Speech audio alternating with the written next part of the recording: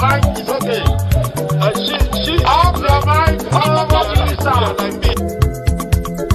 Chai! Now wow, people wey suppose talk truth to power don't off mic. And if we talk, now 500,000 they go summer us, call them hate speech. But fear not, Maiyegun don't come. He go torchlight every corner, nooks and cranny of all these bad people where they spoil our country.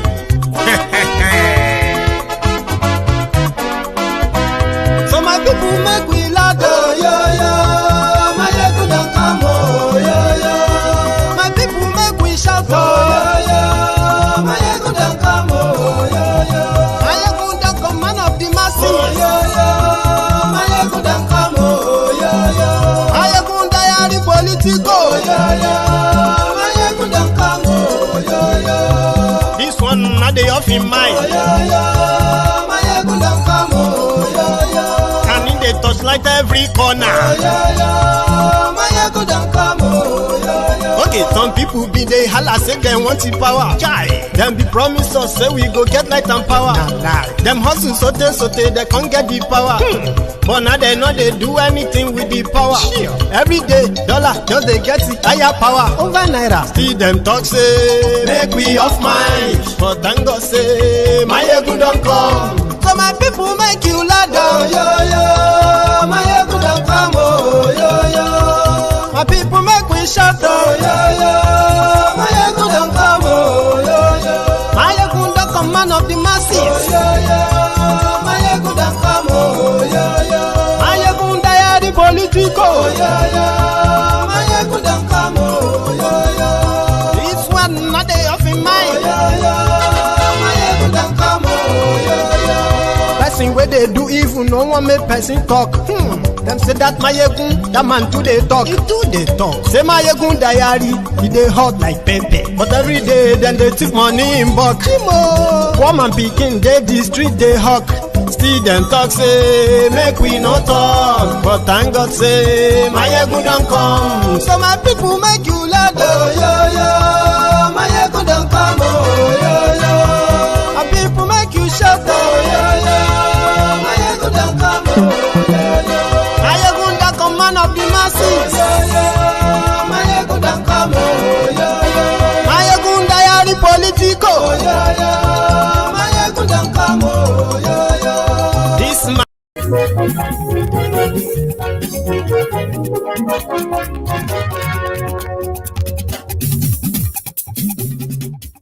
Good evening to you, good morning to you, good afternoon to you, from wherever you are watching from. This is Maiyegun.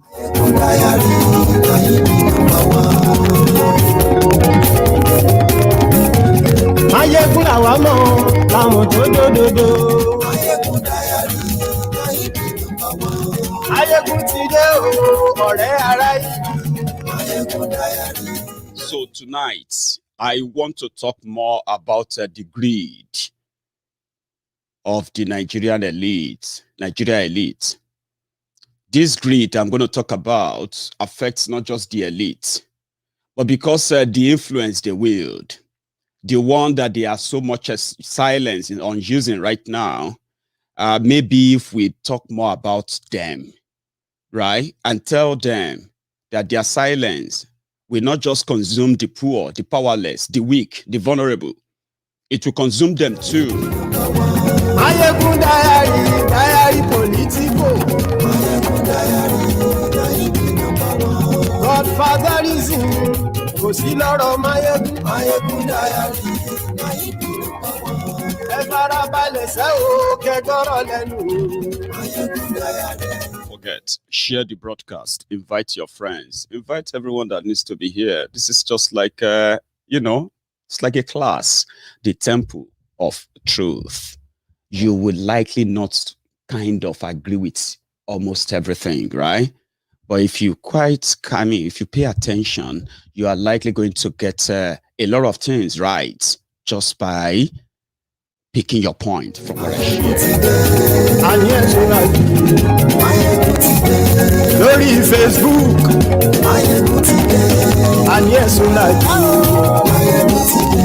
lórí YouTube, ayé ìṣúra jù. Ọba bá gbé wúrẹ́, ayé ìṣúra jù. Ijó ìgbádìyẹ, ayé ìṣúra jù. Ìrẹsìdó bá wí sí o, ayé ìṣúra jù. Gómìnà kówó jẹ, ayé ìṣúra jù.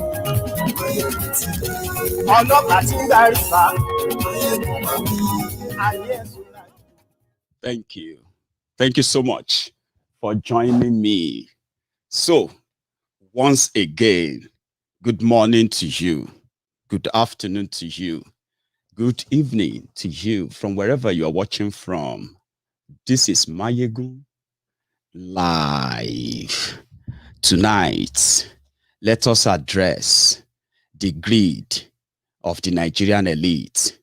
How their greed brought us to this level of division, the level of poverty, the level of hopelessness.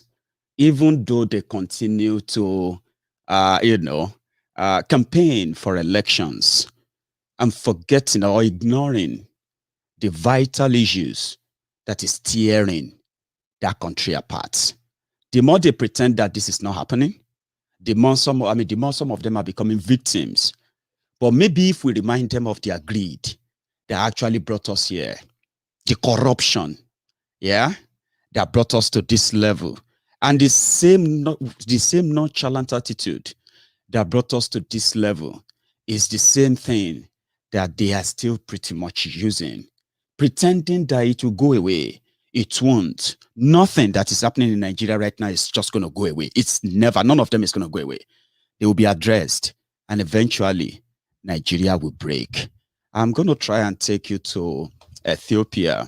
Ethiopia and Tigray. You know, the people of Tigray were like, I love sharing relative stories that are so recent, just to give you an idea of what this hemorrhaging of Nigeria is going to hand us. Right? Tigray and Ethiopia, well, Tigray is part of Ethiopia, but not under Ethiopia. They are the national autonomous region of Ethiopia, which comprises of 3 ethnic nationalities too, just like Nigeria.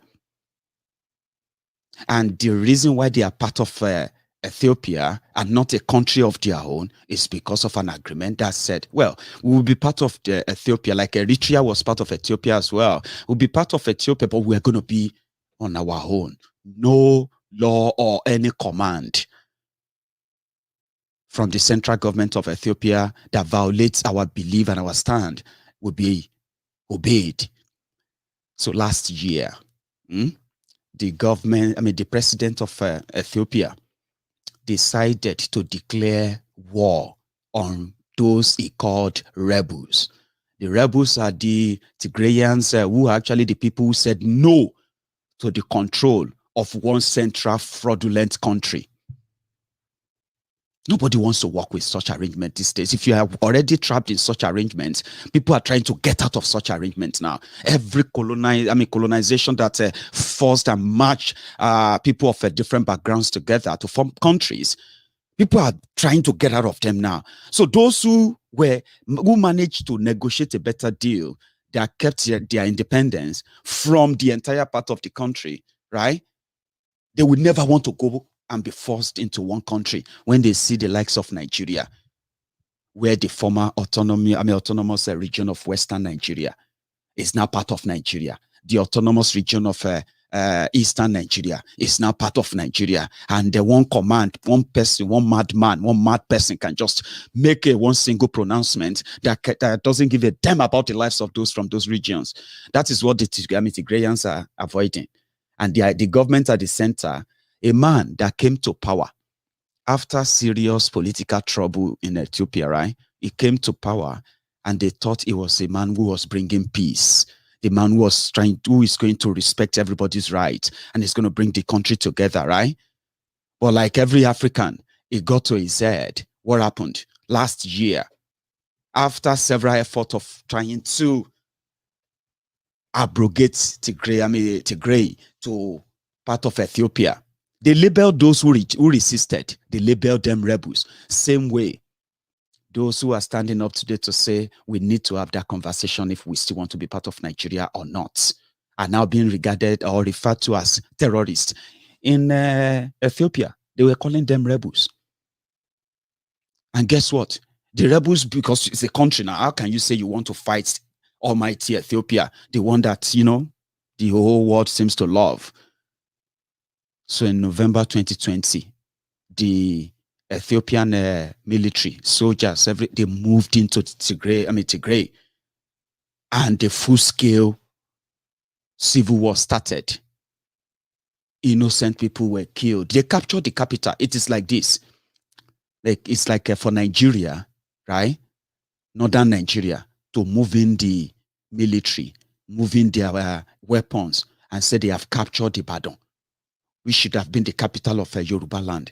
Or they have captured Enugu, if that should be the capital of Biafra land. That was what happened in Tigray. So they declared victory that by April, the whole thing will be gone, and this whole story about autonomous region of Tigray and all that nonsense will be gone. That was what the guy felt like. But guess what? They captured the capital of Tigray in April or thereabout. By June, the Revolutionary Front of Tigray, the group that finally come together, like I told you, I'm talking about 3 ethnic nationalities who came together to be part of Tigray, right? And that arrangement says they are independence of Ethiopia. So they were those who finally formed a bond together, built relationship across their border, and they got the support needed from Egypt. Between April and July, they have already kicked out the military of Ethiopia out of the entire Tigray. And you know what? For their survivor, because they believe that with the audacity that the central government of Ethiopia and the president of Ethiopia and his team and his military, the audacity of breaching the rights of millions of people in that part of that country, puts their safety in danger. You know what happened now? They have now advanced to the south, where the power is. You know, in the case of Ethiopia, the difference is that the people that controls power in Ethiopia right now, they are from the south. But for more than 20 years, right, the Tigrayans were also in power at the center of Ethiopia. They played like senior roles in government. Some people said, according to what gave this guy there now the influence or the power that he had last year, they never wanted to go back to the revolutionary force from the Tigray to be the leader of their country anymore. Just like the same way they cooked APC, Egbekegbe, brought them in and told you, oh, PDP is this or that. And you expect the APC to now come and unite the country, right? To stop impunity, to stop corruption, to stop, things that are vices that makes you despise a 16 years government of PDP. But instead of them to do same thing, right? Within a year, they launched an ethnic cleansing campaign, a murderous genocide campaign in eastern Nigeria. So that's what happened in Ethiopia. So the difference is that those who are trying to crush the south, they are from the north. That's the case of Nigeria. In Ethiopia, it's the case of the south, trying to crush the small Tigray northern part of the country. So for their own safety, after kicking out the military completely from their region, and they took over their region again, they have now advanced to the south. Now, as we speak, the president of Ethiopia, if he managed to get support enough to reach a truce that will finally force them back to the negotiation table to say, this is the reason why we are fighting. If he managed to get the truce, he will remain in Ethiopia for another 2-3 weeks. If he doesn't get the support he should get, the Tigrayan force, they are going to take over the capital of Ethiopia. They're going to kick him out. He's going to fly and run away. All his military chiefs, and many of them are going to run away too. And that is a small Tigray. When this whole thing started, they were begging Ethiopia to have mercy. They were picking people up. They called them rebels. They were picking them up and taking them to the south, locking them up, torturing them, until it finally led to war that they believed that they could crush within 5-6 months. Today, Ethiopia president that was bragging a year ago is about to run away from Ethiopia. Let's come back to Nigeria.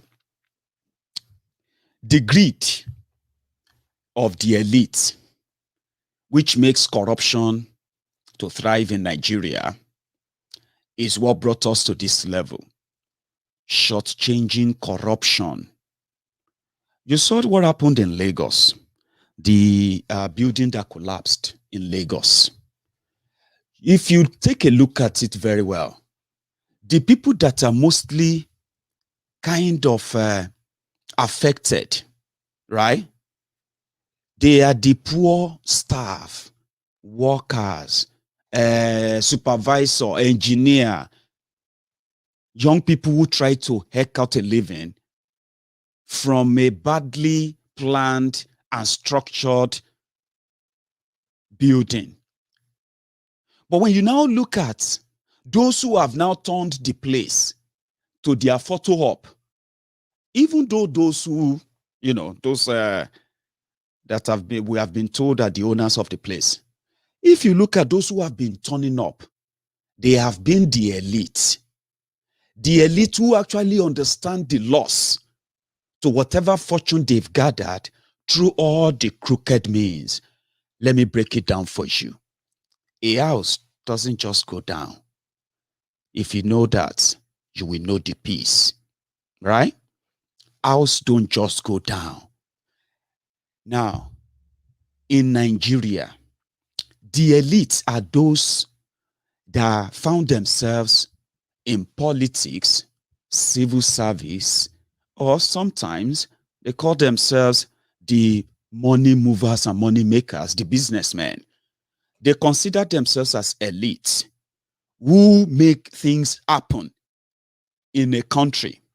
If the financial system of the country runs into trouble, check what gamble that the elite of that country and the financial sector of that country got involved in. You won't find any poor man involved in the crash of the financial market. It's the elite.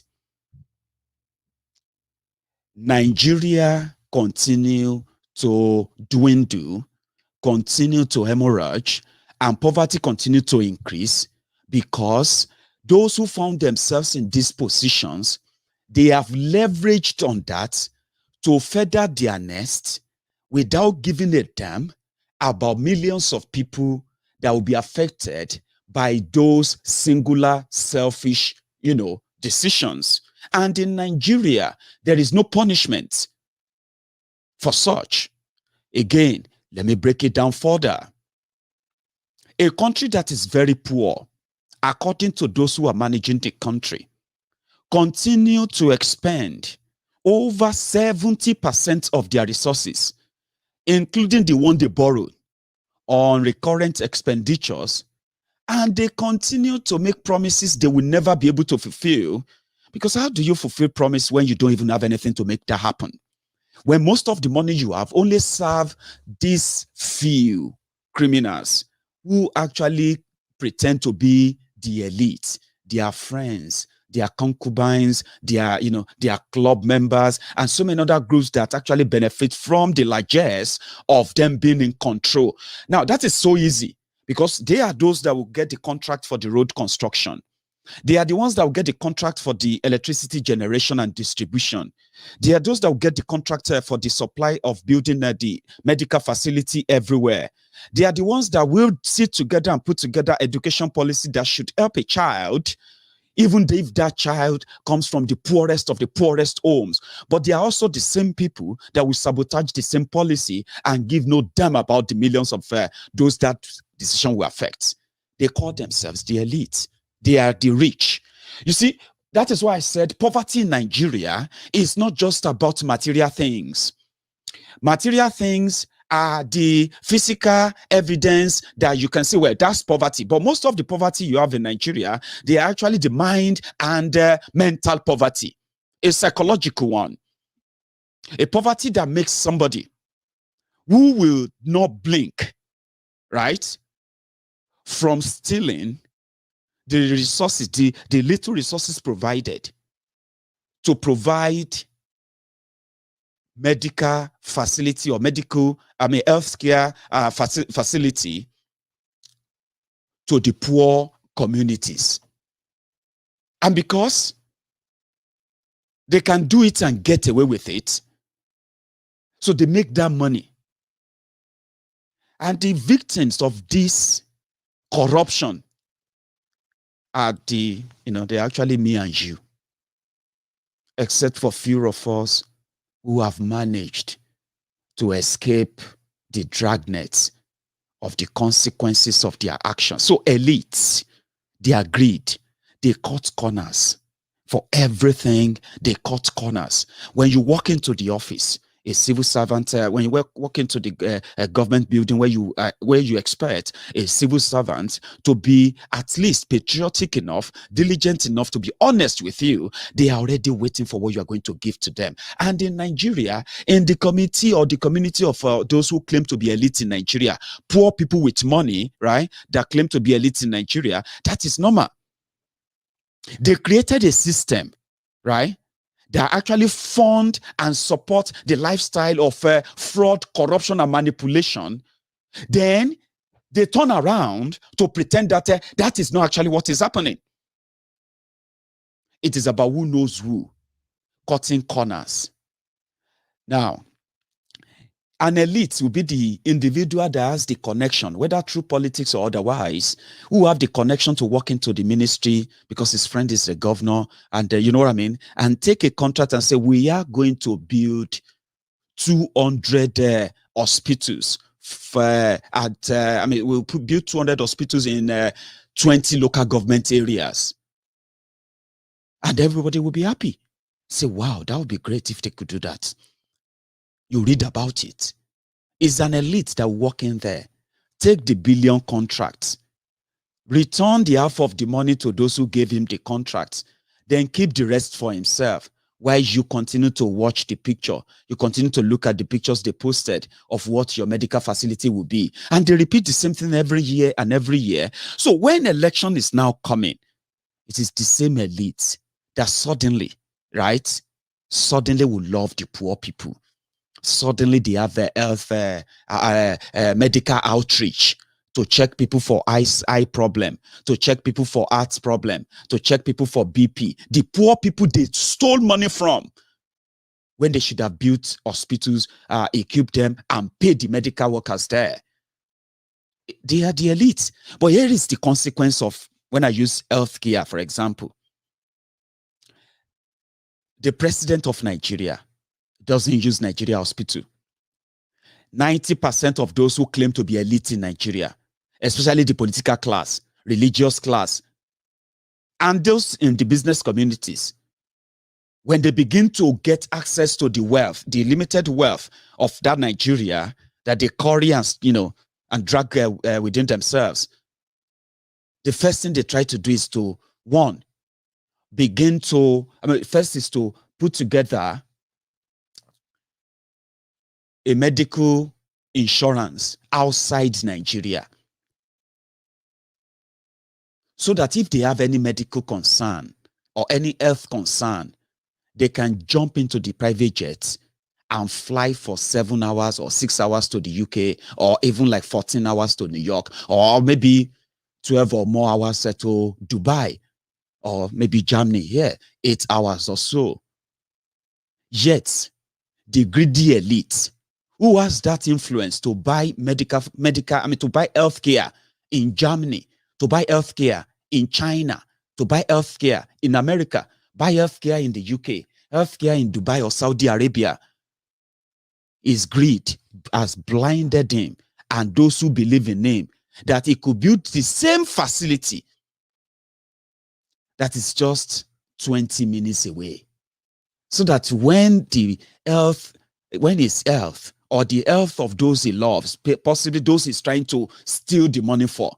When their health comes under serious challenge, they don't have to be, boxed into a plane and be flown for 14 hours. That is the selfishness I'm talking about, the greed of the elite. So they deny all these things. Let me give you another one. The elite, we will put together education policy. We will educate every child. It is actually a criminal thing for any government to have a record of any child that should be in school and not in school. A reasonable and then a responsible government should know that if you shut the door to the school, if you shut the door to a classroom, you are automatically opening the door to the prison. Now, a government that wants to build a country, we know that you have to what? You have to train every child. If you leave them untrained, and in 10, 20, 30 years, you have to deal with terrorism, you have to deal with different kind of criminality, and then you have to stretch your resources to fight them, you could just easily it's cheaper to train them. Train them. So you will see politicians and all these crackhead elites parading themselves with different, fraudulent certificates, doctor, professor, this, professor, that. These guys will come together. They will put policies together, and they will say, this policy will keep our children in school, better education, good payment for teachers, good, all lovely stuffs, amazing classrooms. If you give us the power, then they get the power. It is time for them not to build 1 million schools at a time. At least, if they believe in what they wrote down, they can start somewhere, and then they can monitor the progress. Then rather than do that, yeah, they leverage on it. They take advantage of it. Okay? There is no money to fund education because most of the money have been budgeted to feed the Bokuari, to feed their family, for travel, for whenever they travel out of Nigeria, how to fuel the jets, how to build their 14-bed Aso Rock clinic. The money that should go into education are going into that. So the leftover is just the crumb for the boys. So if you now turn around and you see more children out of school, more children going into poverty, more teenagers already in poverty because there's nothing there by those who should have done it. So the consequence of that is this: you get robbed. Those kids will need to survive too. Yes, they will need to survive too. Some of them will finally find help, but it's not all of them. Those ones you forget about, they are the ones that will always break into your homes.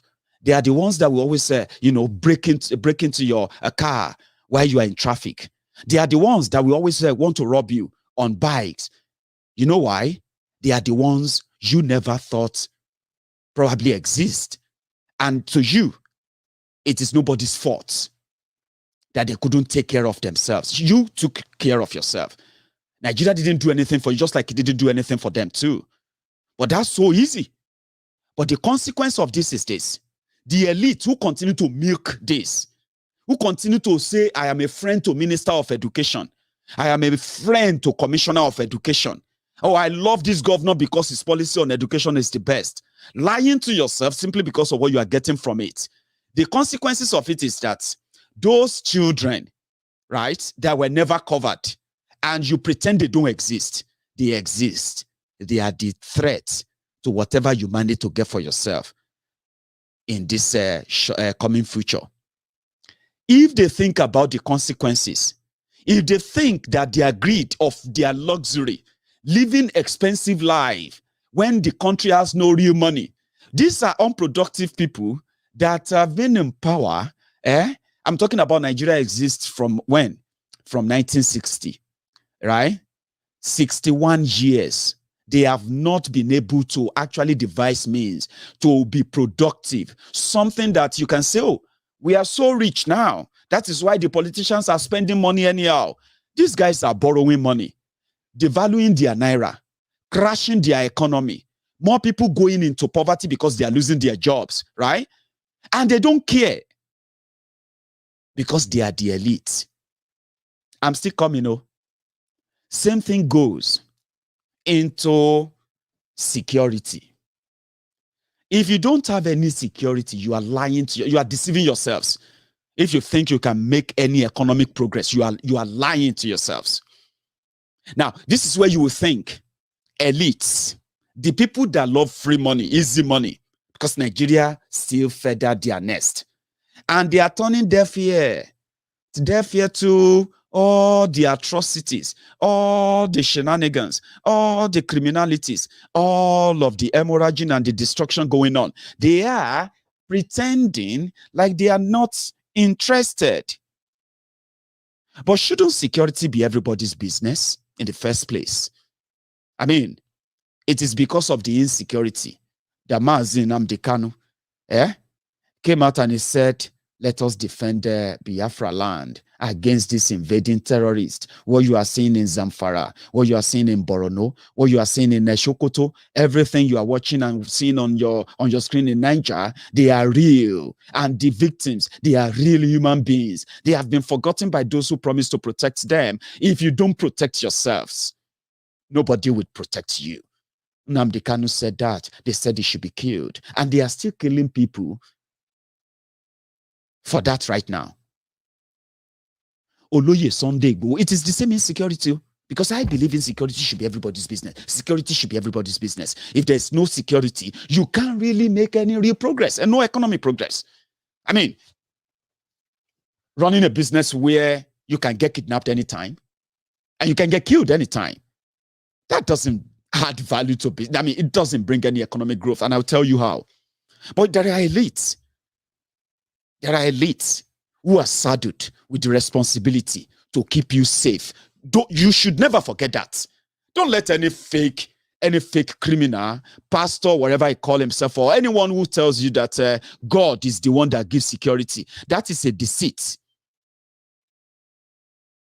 Because God, that same God, right, knows that if you don't defend yourself, you will be dead, and he will probably say it to you face to face when you get to that place.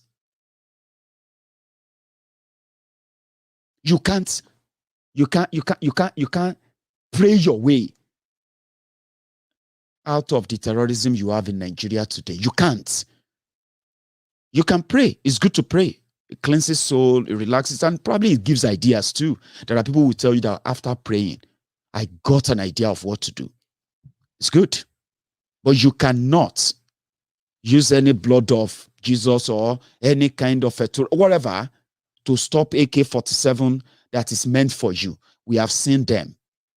Oloye Sunday Igboho said we need to defend ourselves as Yorubas. I have seen what they are capable of doing. We need to come together. They went for him. They killed 2 people in his house. Lock him up in Benin Republic as we speak. But there are people who are saddled with that responsibility of keeping you safe, so that you will never need instant security network. You will never need Oloye Sunday Igboho to say, let us defend ourselves. Because there will be no reason for that. They will be fighting for something different. In that regard. But those saddled with the responsibility, those are the people you will find in the military, the politicians, the policy makers, decision makers, the order givers, and the rest of them. These are the people who have failed. How?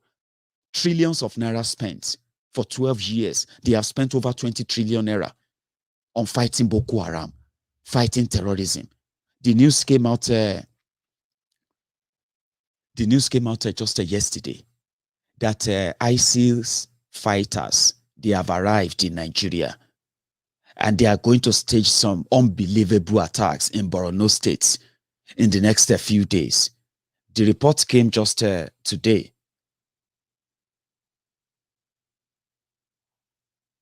But there are people who knows all this. They know all of this. They get paid to know all of this and prevent all of this from happening.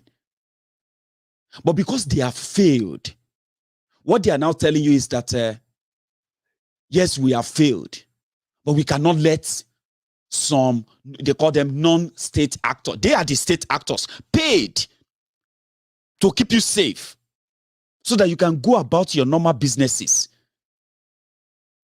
You get what I mean now? You can travel everywhere.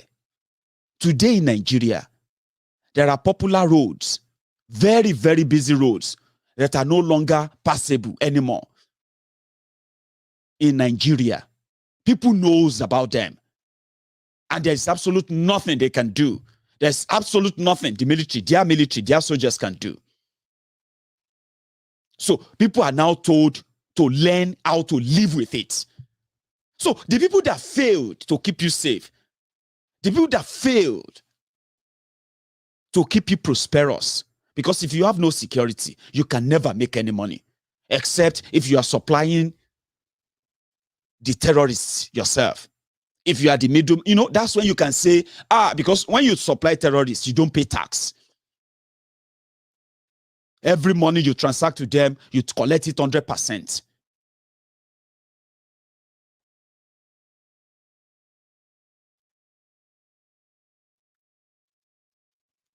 Thank you very much, Chidoze Onye Melukwe. Let me put your super sticker up. I want to read it. Thank you. In Europe, stable nations are formed based on tribes. In Africa, they are bunched together to remain unstable in perpetuity. That's so true. Truth that.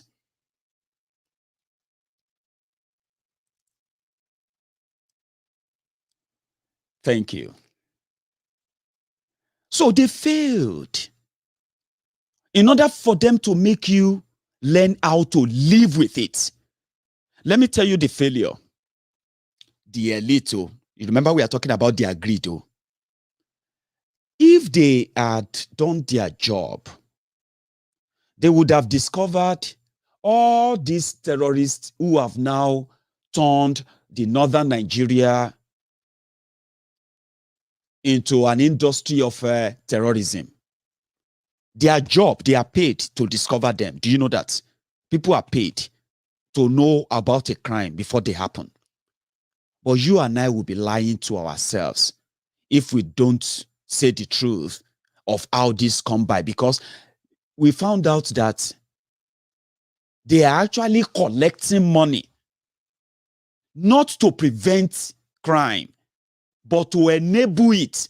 But they have to determine which type of crime they are going to call crime, while they spend billions and billions claiming to be fighting it.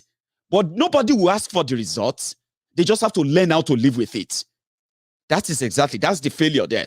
Now, instead of them, curbing this type of terrorism and insecurity, that will always give validation to every point and warning given by the IPOB, given by the Mazi Nnamdi Kanu, given by the likes of Oloye Sunday Igboho, given by the likes of a Maiyegun general.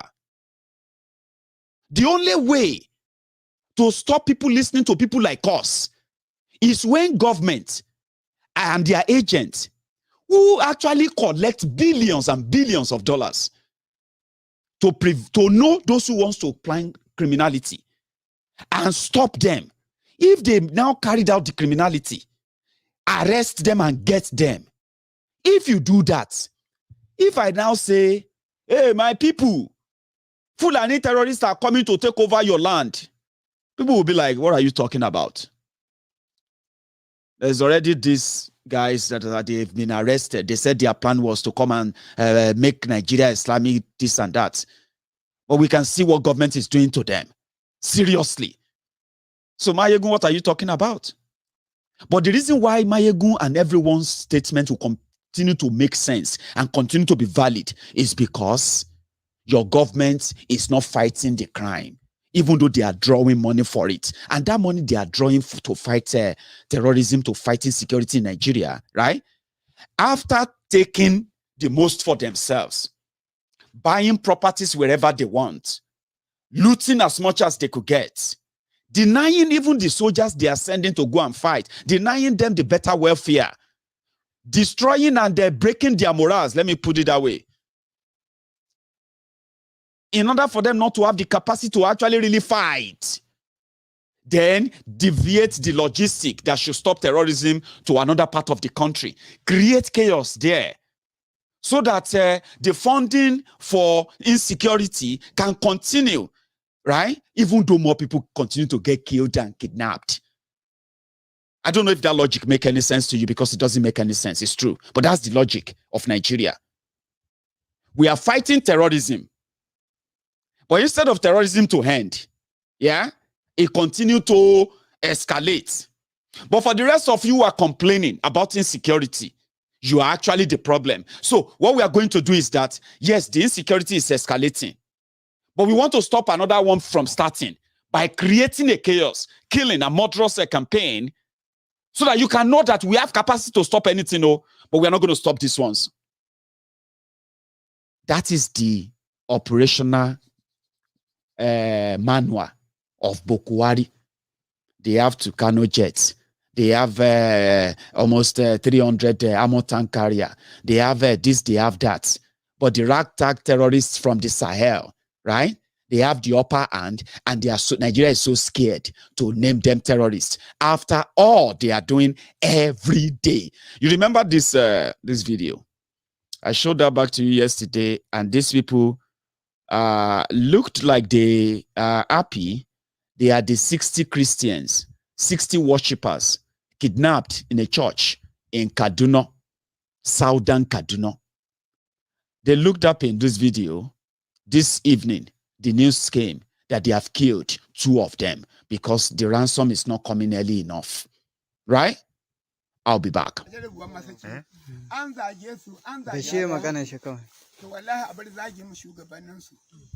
wallahi wallahi ba mu ni nan Allah ya sani ban taba zuwa wani meeting ba. Allah ya sani ni ga gare ni a can afina kuna dan ne abin da ba gaskiya ba zuwa wuri na a takaita shi ya yi sarki to muna roƙon arziki ba mu da abin da mun dai roƙo muke ya wuri jiyo su nan dukkan su a gansu dukkan su ku kaushi a nuna musu wannan dukkan su a nuna kiristocin Najeriya. Ta zo ki tashi ki tashi. Amin hado nan haɗi kan zakka don ta na da ta tashi. Gallan jihar aiki wani. Gani ga mama. Wata fada yake ne. Gani ga mama. Ni na wani ina roka gwamnati ne yanda na saba da Fulani gaskiya ba zan iya roka Fulani ba ni ko lokacin sallah ni kan je iya a wurin Fulani. Kai ma kuke yazo ba. Ni ma gaskiya ni ba na so abin da zai sa gwamnati ta raba ni da Fulani. Ina so zaman lafiya da Fulani. Ko na kenan addu'a na kenan Allah ya ba mu zaman salama a kasan mu gaba daya. Sake mana ne to mu yi rayuwa yanda muka a su bari mana ne to mu yi aiki. Su bari mana mu yi aiki. Su bari rayuwa yanda muka saba. Mama aiki ce gida nan tukuna. Allah ya hasko mu nan da kyau. Mama kin haihu, amfanin haihuwa za ki. Amfanin haihuwa mama. Amfanin haihuwa mama. Yayi kyau. Duna baki haushin banza. That's how terrible it is. Just to give you the picture, that's a normal thing in northern Nigeria now. And the Nigerian government is afraid, right? Is afraid to name them terrorist organization. They said they are just simple criminals. It's not that Nigeria doesn't have the weapons to fight, but they would rather use it elsewhere, where they make the rest of the country believe that they are trying to prevent something. Why they allow this to go on? They celebrated it. They said yesterday, they said that 17,000 Boko Haram terrorists and Fulani terrorists have surrendered to them. So Nigeria will have to feed them, including the, including the over 8,000 they have already released. So Nigeria will rehabilitate the 17,000, give them food and all of that, and then forgive them, whatever crime they've committed. That is the policy that brought us to this level. The greed of the criminals who have the chance of at least doing the right thing so that people's grievances, people's differences, people's feelings and everything about what Nigeria has done to them, the marginalization, the impunity, the nepotism and everything that makes Nigeria what it is. Some people will at least manage to give Nigeria a benefit of doubt. But they are so arrogant. They are so confident, just like the president of Ethiopia, the one that is now calling the rest of the world to come to the rescue of Ethiopia, to come and save them from the small Tigray. Somebody has something better. His name is Anyanwu, I think, than Anyanwu. Watch this. 1718. Meanwhile, before I even play that, yeah, we are talking about the faulty structure of Nigeria that everyone knows about. Everyone. But not everyone agrees that it should be broken down completely, right? And let the people decide if they still want to be part of it or not, starting with that fraudulent Abubakar's constitution. But if you continue to gaslight everyone that speaks up, if you continue to expect that your prisons and your bullets will stop them, while you allow terrorists to continue to wreak havoc, these are the reasons why people want to save themselves from the looming destruction that has become the state policy in Nigeria. No Southern president can change that. No Igbo president or Yoruba president can change that. The faulty structure is Nigeria. Break it up, break it down completely, and let people choose where they want to be. But no, Nigeria would rather kill us. But this man kind of put it better, especially on the issue of Biafra. Listen. 1718. I said, Nnamdi Kanu is the only human being, living or dead, that has such followership in this country. That's none. That people will go on their own, raise their money to go on an event without being paid anything. Azikiwe didn't have that followership. Obafemi didn't have that. Neither Aminu Kano. I say, President Muhammad Buhari, this is the kind of guy you should do business with. That was 3 years ago. Now we are saying he's in the hands of DSS. And they're still obeying it. When I go home, I don't go out. On Mondays, I stay in the house if I'm in the village. I don't want to be attacked. Definitely, destruction is there. But in Nnamdi Kanu is here, is with you. Has he opened his mouth? And that's why I said, this matter has gone beyond Nnamdi Kanu. It has gone beyond him. Nnamdi Kanu cannot even stop it, unless those issues are addressed. What are the issues to be addressed? Equality, unfairness, not allowing them to be free. President Buhari alone, as the #1 citizen of Nigeria, has the absolute power to say, okay, gentlemen, stop. The buck stops with the president. So if he doesn't do it, and we think fighting with importing more fighter jets to Ghana and all that, it will escalate it. Then you push them to a point they can produce these things. Chief Dan, just a minute. Chief Dan, just a minute. They can produce these things to fight back. Small boys can produce these things. This is that we are spending billions to buy. It's because Nigeria is a country that we are not ready to develop. We're not ready to develop. They can produce these things. Small boys that didn't even go to school. So don't push them to that point. Because we're not asking for war. All they're asking for is treat us as you have treated others. You get that? And I don't know why that is so difficult. And I don't know why we are having problem, maybe with the tone of how they say it. Some will said, I mean, some will actually say, yeah, Maiyegun, it's true if they want to have Biafra, they can have their Biafra, but we don't like the way they talk it. They talk about it. Why? If you agree that they can have Biafra, why do you have problem with the way they talk about it?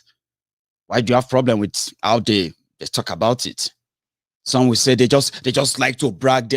Why is that your problem? Why is that a problem? I mean, so all they're asking for is that, yes, there are people who are Igbos, right?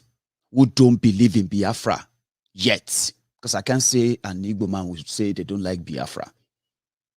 So I'm just going to say there are Igbos who actually don't believe in Biafra yet. And there's nothing to be ashamed of. When you have the right information, you'll probably be more champion Biafran than many of those who are doing it now. How do you find out? Everybody says, let's restructure Nigeria so that everybody can be on their own. Manage your thing. Sink or sail. Hold your destiny. If you do anyhow, your people can treat your own effort. You know, let's do it that way. They said some part of Nigeria are going to go poorer. Some people are not going to be able to receive salary anymore because their states are relying on the money from other parts. How is that? How does that make any sense then? We let people who can create wealth, people who can actually use the real resources. You know, the only real reliable resources on earth is human resources.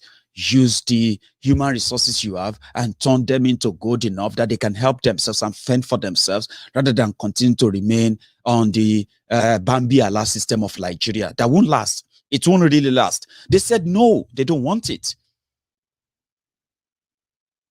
Who are those who said no? Not the poor northerners who are victims of terrorism. Those who said no are their elite. They are the governors, senators, reps, this, that. No, you can't restructure Nigeria that way. Nigeria is already structured. They don't want to talk about it.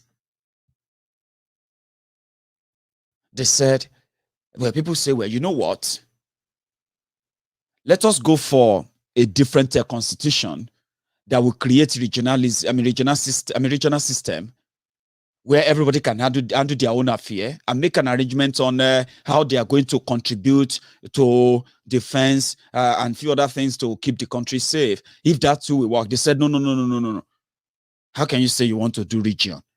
We don't want region anymore because they have already used their Hausa Fulani map to cut and divide everybody to where they wanted everybody to be, including cutting people into part of states they created without putting those who are going to be part of that state in any consideration. So they cut people, divided family, divided people all over the place. So that is their own formula of divide and rule called restructuring. They've done it.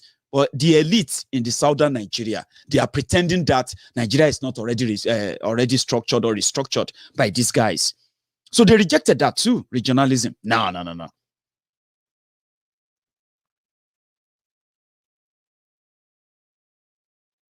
They rejected that. Even now that the insecurity in Nigeria has made Nigeria the terrorist capital of the entire Africa, the second terrorist capital of the world, the second most terrorized people in the whole world after Afghanistan.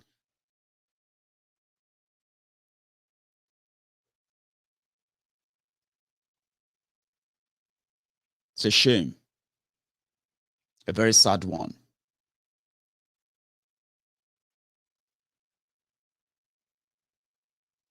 They brought us to this level and they want us to stay that way. The elite, not the poor people of the north. Because of their greed. And those who agree with them from the south, they want to be president in 2023. They want to have their own share of the national cake and the land can burn. Suddenly we have problem of Fulani terrorism in Yoruba land, Fulani terrorism in Igbo land, Fulani terrorism in Ijo land, Fulani terrorism in Yoruba land, to the creek of Bayelsa. suddenly. And as they are advancing, the Fulani government of Nigeria continue to preach national livestock. They continue to give money to politicians locally in those communities. They continue to bribe the traditional stools and traditional leaders, traditional, institutions in different parts of southern Nigeria. As they continue to advance, more people continue to get killed. Then some people say, why don't we just ban open grazing so that we can be able to identify the terrorists, as everybody is denying that the terrorists are not Fulanis. The northern Nigeria elite, they came out again. You can't ban movement of cows. They are Nigerians. How can you say you want to ban Nigerians from moving everywhere? Who said they want to ban Nigerians moving? You said these terrorists are from Sahel, Niger, Chad, and all these places.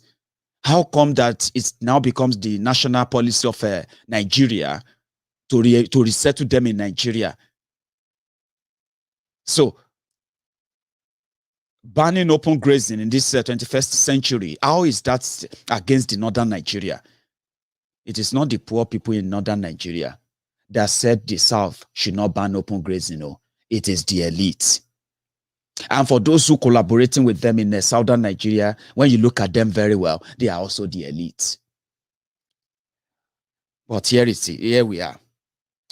When the terrorists kidnap or kill in any part of southern Nigeria, they don't check if that person was one of those who actually supported them so that they can spare you. They pick everybody. And the most people in real, those who are actually like in the spotlight that will get picked up anytime are those who are claiming to be that elite that are keeping quiet in a way. And we call them the enablers, by the way, keeping quiet. Why Nigeria says, if you stand up against the Fulani hegemony, you are in soup in southern Nigeria. So they are not spared. They are not safe. When they begin to attack communities, when they begin to attack their homes, when they begin to pick them up in their offices, when they begin to displace them from their comfort zones, they will watch my video again. They will remember that I said the greed of the elite that makes them to keep quiet in this face of this calamity. It won't just consume the poor while you will run away. You will get caught up in it as well, because insecurity has become everybody's business now. Whatever money you are making as a businessman in Nigeria, elite, Sherifat Owoduni, thank you very much, Dema, for your super sticker. Do you know that you can also give, they call it star on Facebook. So if you watch my video on on Badero Olushola Badero, not Maiyegun's Diary Politico, you will see something next to your comments on Facebook. You will see something next to your comment is a star. If you tap it, right, it will also give you something like super chat, right? I was contacted today by Facebook. Surprisingly, I wasn't expecting anything from them, but yeah. They said your fans can use that to support you now. I said, well, thank you. So if you see that star beside your, what do you call it? It's like a super chat on YouTube. And it's good when you support your content creators, people who you love, like myself. I've got friends, right? A lot of you. So you can support from anywhere and everywhere. It becomes easier and better. So Sherifat, thank you for your super sticker. Right? And that's from Canada, by the way. Thank you.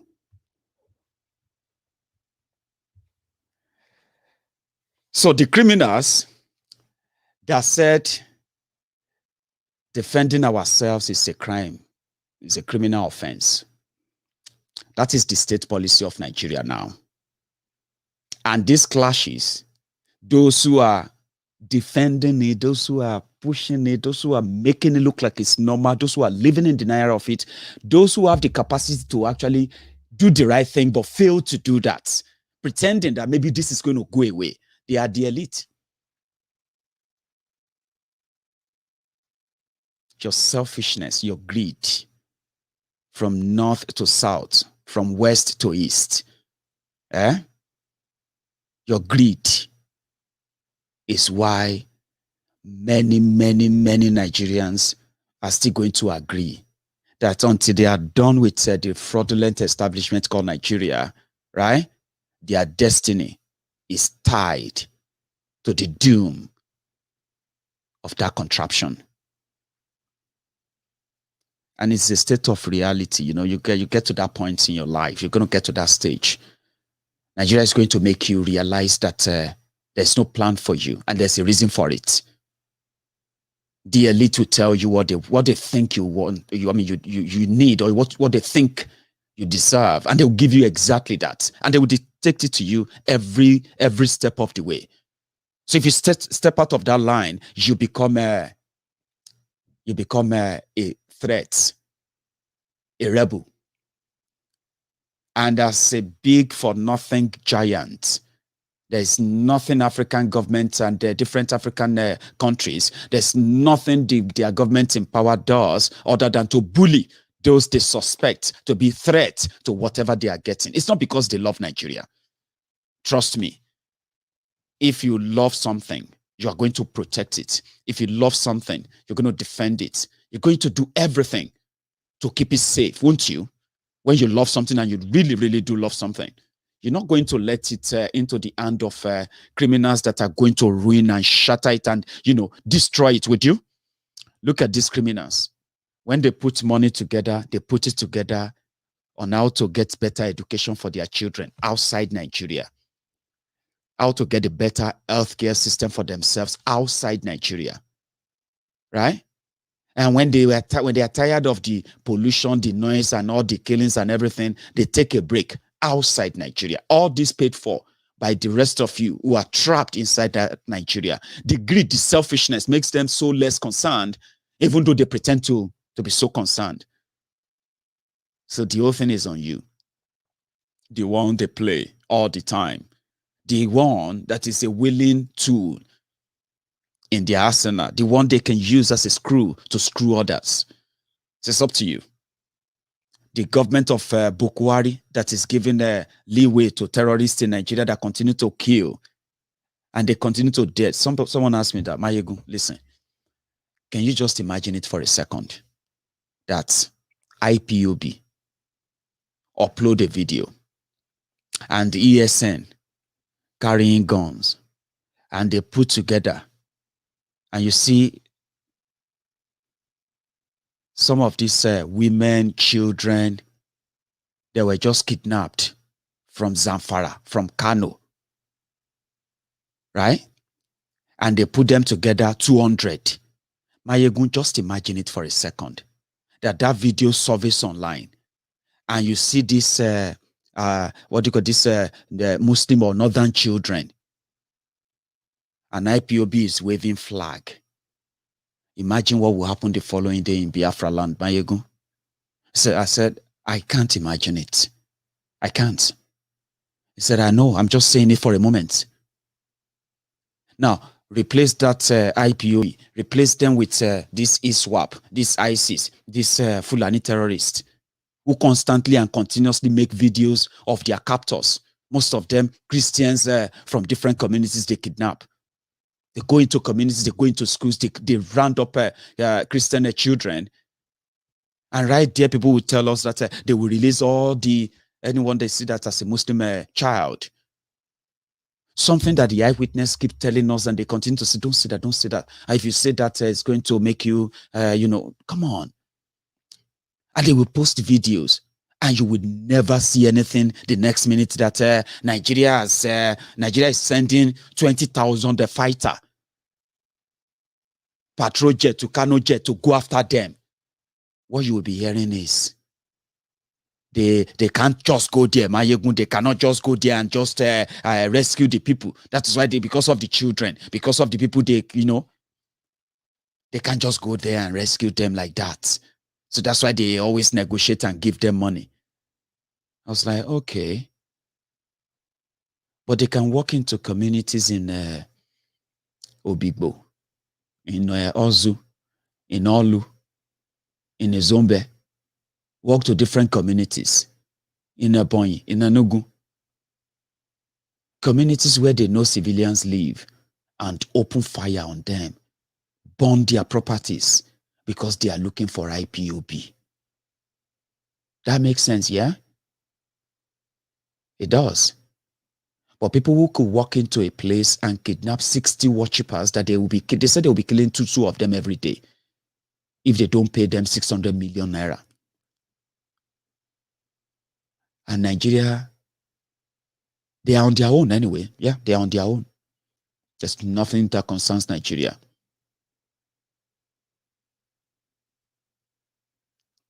But there is nothing the military can do. I mean, if you have met if you have actually met an average Buhari idiot,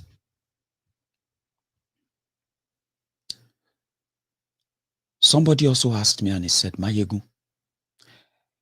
just imagine for a second that Gumi is from southern Nigeria and is let's say he's a Christian, and he continued to come out to say the killer herdsmen or any other criminal organization carrying out the same thing that these Fulani terrorists are doing, and continue to tell Nigeria that there will be no peace except if Nigeria negotiate with them. Schools will never open except if Nigeria negotiate with them. And Nigeria must never call them terrorists, appearing on TV everywhere. Somebody said, Maiyegun, do you think that Yoruba Gumi or Igbo Gumi will not be in jail by now? That the rest of Nigeria will not actually believe that that Gumi indeed is behind the insecurity? That why then that is not applicable to Gumi? I was like, well, maybe you've answered your own, you should answer your own question. Nigeria is not for you. The country is two countries pretended to be one. Let me say one country with two laws, one for them, one for you.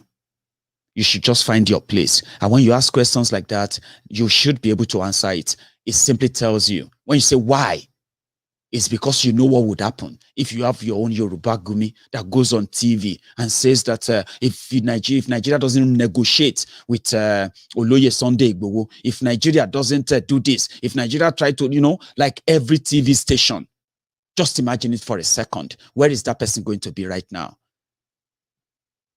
Well, that tells you all you need to know. Mazi Nnamdi Kanu is asking for a referendum. Many organizations in southern Nigeria have been asking for the renegotiation of what Nigeria has become. They are questioning the union. And the only people that are telling us that this is not negotiable, they are the northern elites with their southern counterparts. The greedy ones, by the way. The ones that want to own the world. They want to own everything. When they tell you that we are allocating this land for development, they are lying to you. They will confiscate it and change the name to their names. They want to own the world. Cutting corners, stealing from you. Crony capitalism, they call it. Stealing from you, giving the money to their cronies to run their fake businesses as a front for them. And it seems that they decided to go to that place. 1965. We completed, Yoruba people completed the 26-story building, or Cocoa House in Ibadan. 26-story building. And that building is still standing to today. Even after catching fire and all of that, got renovated, is still standing today. And they're talking about their greed. The people that choose to negotiate with terrorists and the elite that choose to look away. Why Boko Haram continue to run riots like this? The same elite are waiting to inherit what? Nigeria, that Boko Haram is going to hand over to them. And what is that Nigeria is going to hand over to them? This one that is now ravaged by terrorists. What option would they have other than just to negotiate with that terrorist if they want to leave? Or they will perish, just like the poor they are watching perish right now. The greed of the elite. They were building expensive flats in the slum called Lagos. And Tifnumbu was there. He had to go and see what happened. The guy, the billionaire Femi, Londoner, he said he came from London. He came from the UK. I'm a UK person. I came from the UK just to come out. I'm not a Nigerian person. I came to come and invest in Nigeria, a front for politicians. He is a front for politicians. And they said he didn't cut corners. Well, fine. Well, the greed of the elite.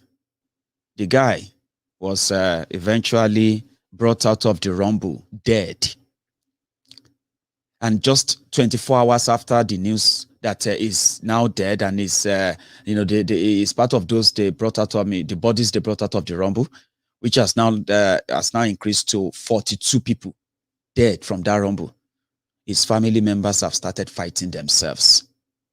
They have started fighting themselves. They have started locking up properties, locking up doors, taking cars, taking cash, taking whatever they can take. The guy never even called for cold room or for mortuary. The greed of the elite. It's about what they can get, Tragedy of others is their own joy. They don't care about consequences until they become victims themselves. Unfortunately, the victim of their greed, the poor, also defend them because they are the same people they called philanthropists. I ask myself all the time, why should the school fees of my child be paid by somebody because I'm poor? Why should the hospital bill of my parents be paid? Why should the hospital bill of my child be paid by a politician who could have put a policy in place that would never require me to bring my child, my sick child, to your door and beg for money and mercy, when I could easily just take her to the hospital where a well-working healthcare policy is there for her to use, when I don't have to become so miserable to come to your house and beg you, please, don't let my child die. Don't let all this. I ask myself, why should the politician be the one to share food to me during election, giving food, giving a wrapper, giving money to buy election, simply because they know what they have done? They know the poverty they have created. They know the hunger they have created. They know the insecurity they have created. And they know that the brain of those who are starving and hungry will normally, right, come back to just one thing and control. Take it, if you offer them food. Why deliberately put them through that only to turn around and become their philanthropy? You say, do you know how many WAEC forms this person they collect for people? I say, why is he collecting WAEC forms? Why is he paying for your WAEC forms? When there should have been a system that says if you are unable to afford your WAEC fee, right? Apply for this form, apply for that, the state will pay for it. Is that not what it should be, by the way? That's what it should be. They steal from you. When they steal from you, make you vulnerable, make you poorer, make you want better life, and make you dream about them. Then they turn around, they offer you that. They say, hey, thank your God today. My spirit say I should help you. I say, thank you, sir. Thank you so much, sir. I say, you say your business is suffering. I'm going to give you 500,000 naira for your business. 500,000. Thank you, sir. Thank you, sir. That is the peanut from what he stole from you, or his friends stole from you through the shady deal and so many other shady alliances, policies. They all dug in their fingers into. They finally took away your opportunity of approaching a normal bank as a businessman, as a businesswoman, soft loans that you don't need a godfather. You don't need to fast and pray. You don't need anybody to do any, you just, once you think you qualify for it, go for it, because that help should always be there. That is what runs a country. That is how they spread wealth in this country. So that you don't have to become so greedy, so selfish, that you deny millions of others the same thing that you want for yourself. So I ask myself that. That is why I don't always, right, appreciate it when they say politician is trying. When they turn around and say they are doing medical outreach. What the hell is medical outreach? They failed to equip the local clinics. They failed to, pay the staff there. So your clinic turns to where you just go to and they look at you and say, I've been feeling funny, ma. I've not been feeling well for the past 3 days. I always vomit. I say, is that why you come to hospital? Oh, you don't need hospital. You are in the hospital. You expect them, a midwife, to, you know that maybe you are pregnant too. Say, I've not been feeling well, ma. I've been having a headache. I've not been able to say, you are pregnant. You are pregnant. Don't waste your money and go and do any test. Money no data. Oh. You are pregnant. I can see it in your eyes. See your eyeballs. See your eyeballs. Do like this. Do like that. You don't need anything. You are pregnant. That's the kind of community they build. If you go there and you say, I don't see well anymore. You say, I know they see too well. When I look something, I don't see clearly. I don't know if my eyes are... I say, how old are you? So I'm 65. Now old age. It's old age. Don't waste your money, man. Baba, don't waste your money. I'm a doctor. I'm a doctor. I'm a nurse. Because there is no equipment to even make them check anything. Don't waste it. It's old age. Sir, when you are young, do you always fry gari? Do you always cook with firewood? Now so that now my daughter, that's what we were using to cook. Now I'm 66 years old. That thing is the reason it's spoil eyes. It's called cataract. Go and buy eye drop and put eye drop. It will clear. Nurse that knows that at the end of the month, the little 22,000 naira they promised to pay her, they are likely not going to pay her. So the nurse herself will say, if you don't feel it, you see, I will finish work at 7:30. Tell your husband to bring you to my clinic. That's where you see nurse will take a small clinic for your village. She also has her own chemist. They call it chemist. In this country, if you go to the GP, if you go to the doctors and they check you and anything and they make any recommendation, you will take it to the chemist. So you take your prescription to the chemist. The chemist will look at your prescription. They will take it. They will ask you, do you want to wait? Or you want to take it? Do you want to take them now? To take them now, or you want to come back? That's how the system works in this country. In Nigeria, if you go to any, I'm talking about your local clinic now. I'm not talking about some of you. I better pass my neighbor. I'll get my private doctor, Maiyegun. It's not that bad. Why do you have a private doctor? Is that how rich you are? Or simply because you are with the little you are earning, you can afford to go and see your private doctor, private hospital. My family uses private hospital. I have blah, blah, blah, blah, blah, blah. I'm talking about the real people that the politicians made poorer, even though they make you feel like you are better off when you are not. They are at the mercy of all those quack, unpaid, underpaid medical staff in the local community. So they are at their mercy. And then after that, every Sunday or they go to night vigil, they go and pray because there's nothing the local clinic can do. They say, what happened to you, mama?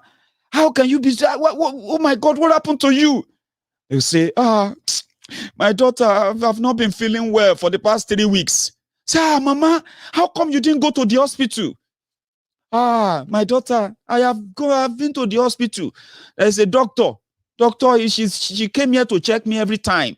She checked my BP. She give me, see the medicine she's been giving me. They will bring the sachet out and they will say, see the sachet of what I've been getting.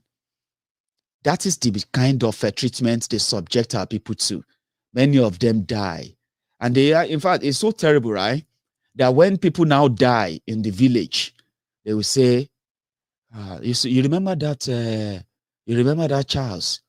That guy, that guy don't die.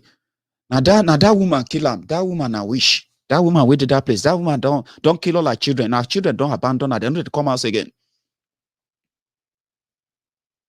But when it is time for the politicians who took all of that away from you, who denied you all of that opportunity, who took your money indirectly and build mansion for himself, bought a better education for his own children or children abroad, gets herself or himself a better medical arrangement abroad, right?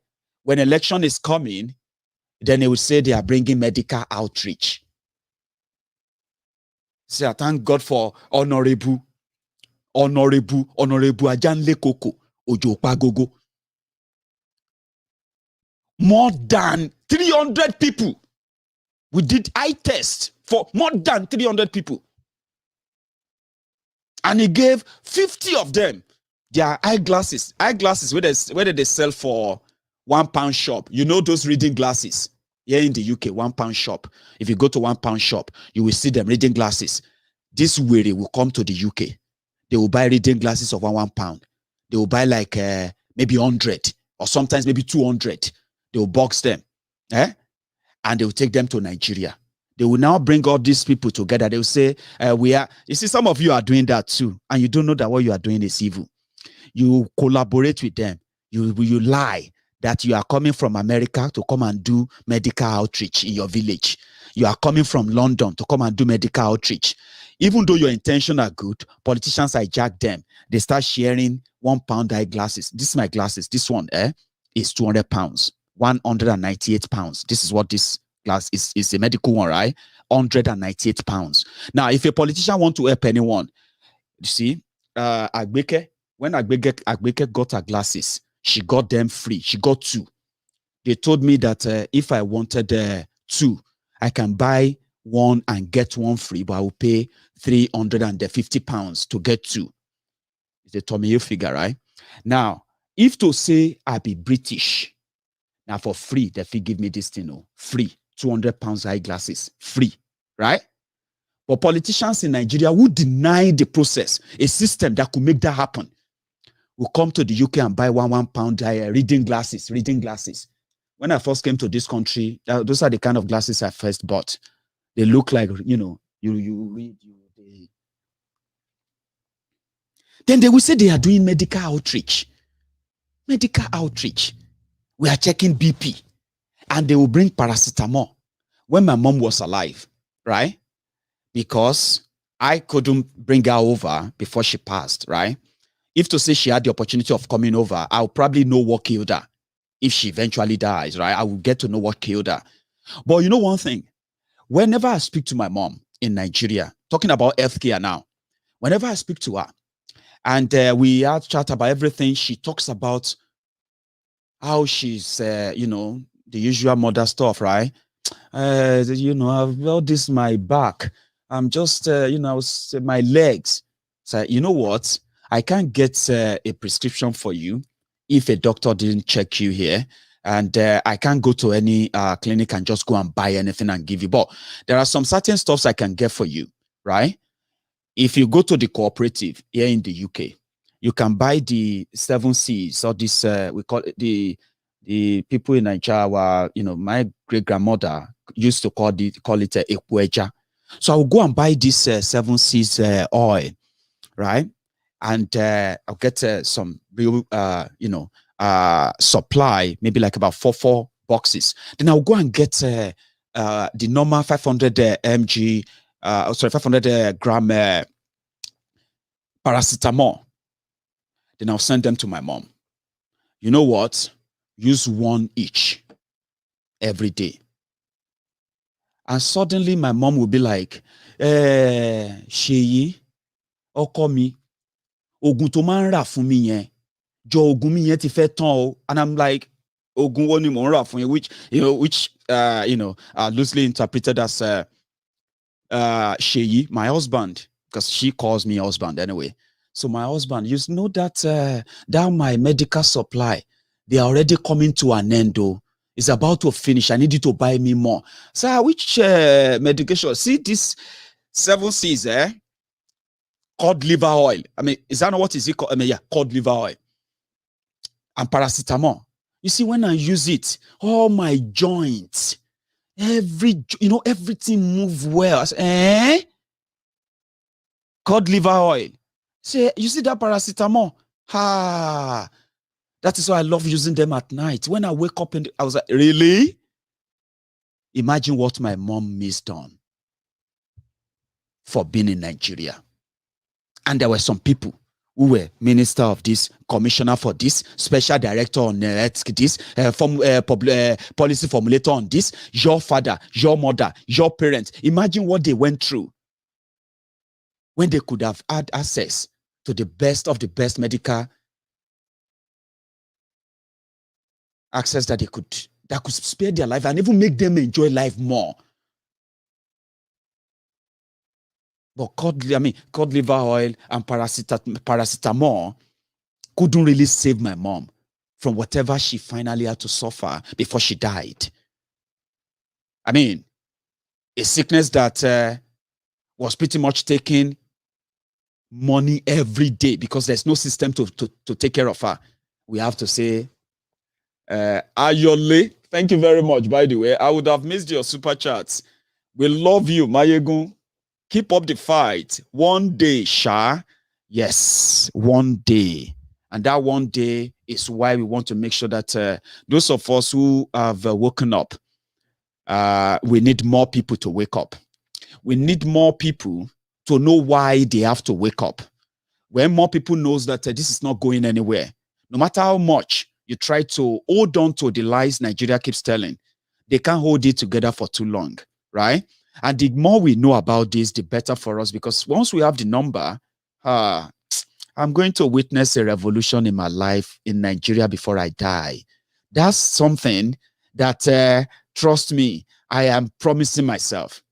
And I am working, ensuring that that revolution of mind that we are doing now will eventually metamorphose and translate into the street revolution, because that is a very necessary one.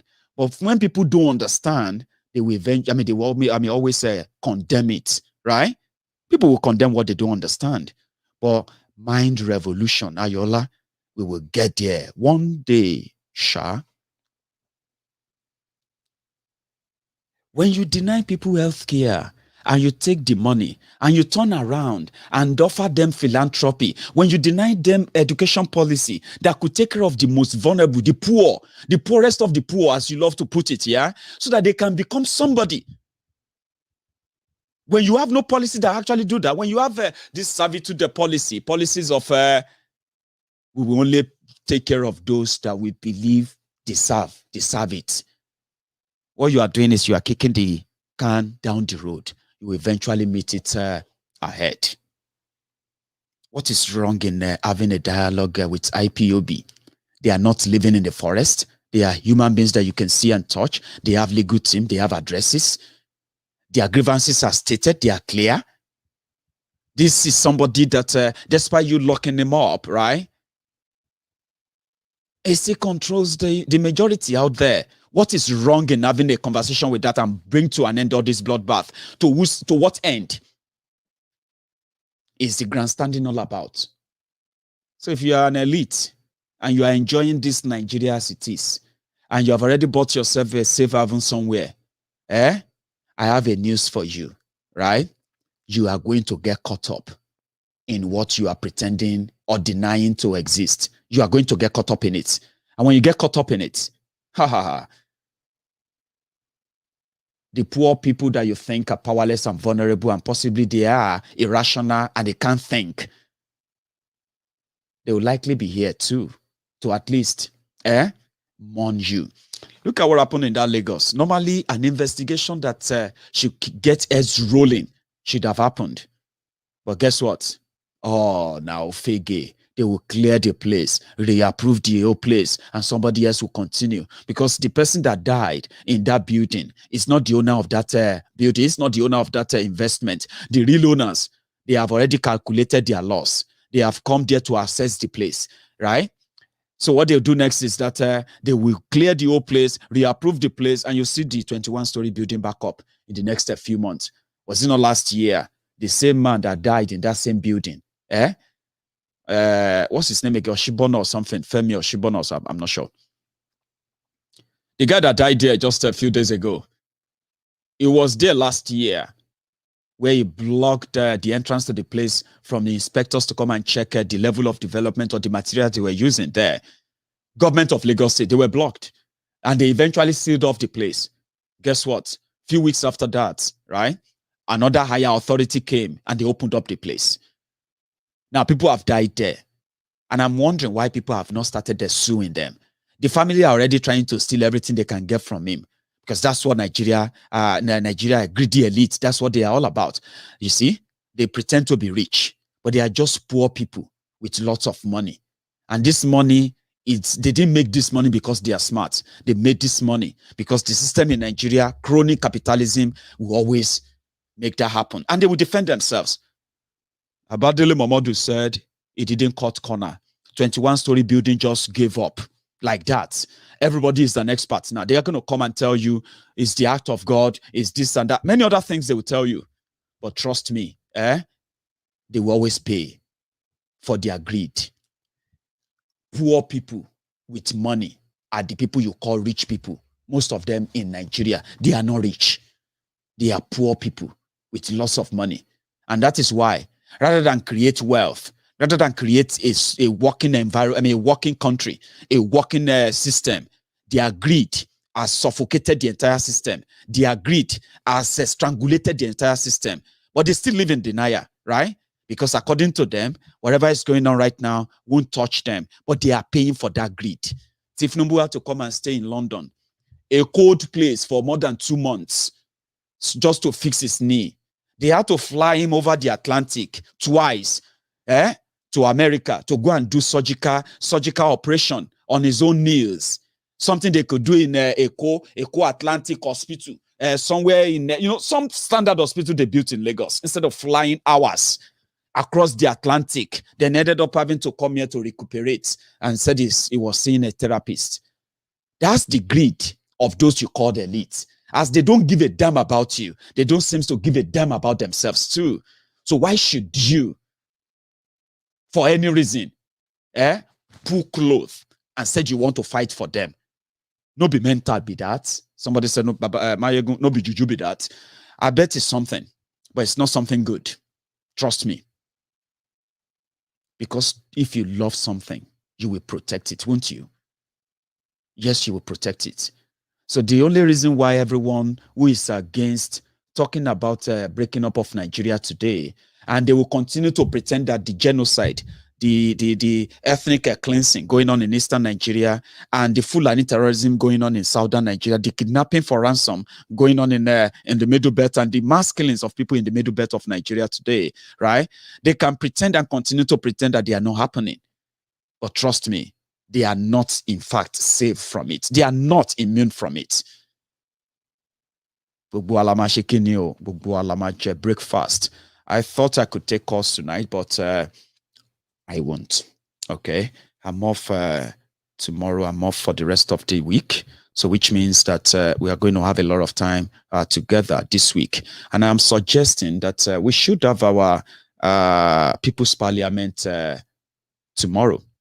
So if you're up for it, I wouldn't mind to start early enough to get everybody on so that we can have it early enough. So I'm going to look into that. And if you are really up for it, right? People's Parliament is where you can come on, spend just about 5 minutes, express yourself on any topic, share your views on them, and then hang up for another person to speak their mind too. People's Parliament. There's a lot to catch up on. I wouldn't mind to experience that once again, maybe tomorrow. Oh yeah, I'll let you know. But to my friends who are currently on YouTube, thank you very much for your time so far. I've got some videos I wanted to share with you, but I seem to have covered them even more than just to share the videos now. If any conversation comes around them, maybe tomorrow, I'll share them. So I'm leaving them on. But to my friends on YouTube and on Facebook, remember, if you haven't really shared the video, you should now. If you really enjoyed this conversation, if you haven't liked the video, like it now before you go as well. And even if you want to give it a thumb down, go there and do it, okay? And let me know if any of you have ever tried that star. I'm trying to use one now, but my card details are not on this computer. But let me know if you ever tried it, just like the super chats, right? However, thank you so much for your time. And I'm going to see you some other time. Stay safe and be very, very, very vigilant. Good night.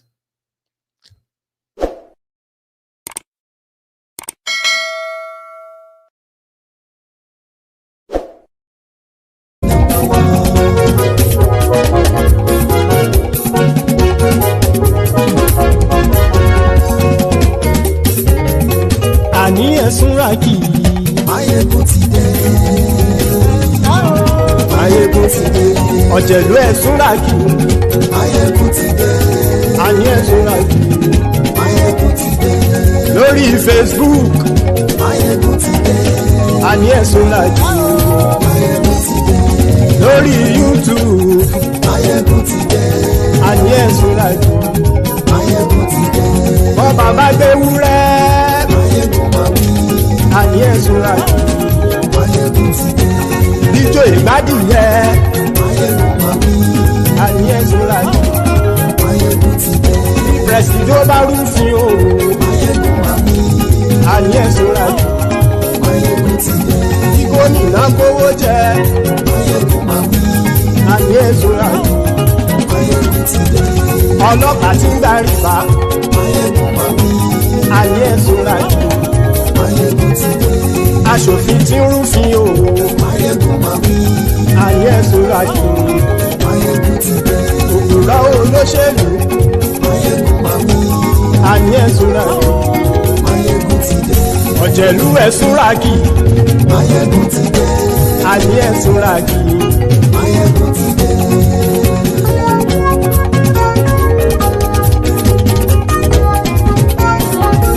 Maiyegun ti dé. Gbogbo ọ̀jẹ̀lú ẹ̀sùn ràkì. Maiyegun ti dé. Gbogbo ọ̀jẹ̀lú ẹ̀sùn ràkì.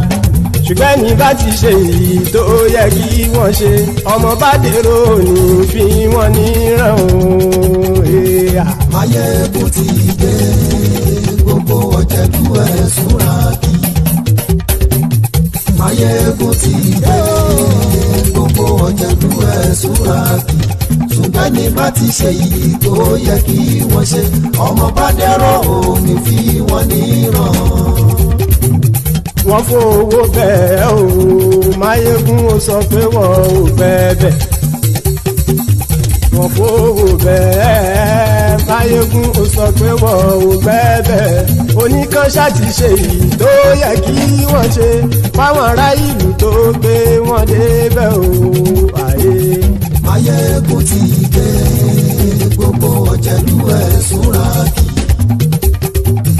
Maiyegun ti